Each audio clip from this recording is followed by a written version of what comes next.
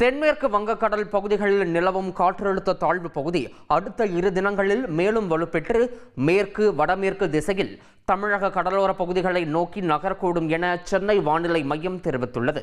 வட கடலோர தமிழகத்தில் அநேக இடங்கள், இதர தமிழகத்தில் ஓரிரு இடங்கள் மற்றும் காரைக்கால் பகுதிகளில் இன்று இடி மின்னலுடன் கூடிய லேசானது முதல் மிதமான மழை பெய்யக்கூடும் என வானிலை மையம் தெரிவித்துள்ளது.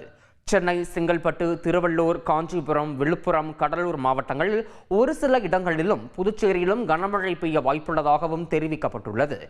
சென்னையில் அடுத்த 24 மணி நேரத்திற்கு வானம் பொதுவாக மேகமூட்டத்துடன் காணப்படும் என்றும் நகரின் ஒரு சில பகுதிகளில் இடி மின்னலுடன் கூடிய மிதமான கனமழை பெய்யக்கூடும் என்றும் வானிலை மையம் தெரிவித்துள்ளது. தமிழக கடலோர பகுதிகள், மன்னார் வளைகுடா மற்றும் அதனை ஒட்டிய குமரிக்கடல் பகுதிகளில் வரும் 19ஆம் தேதி வரை சூறாவளி காற்று மணிக்கு 35 முதல் 45 கிலோமீட்டர் வேகத்திலும் இடையிடையே 55 கிலோமீட்டர் வேகத்திலும் வீசக்கூடும் என்றும் வானிலை மையம் தெரிவித்துள்ளது.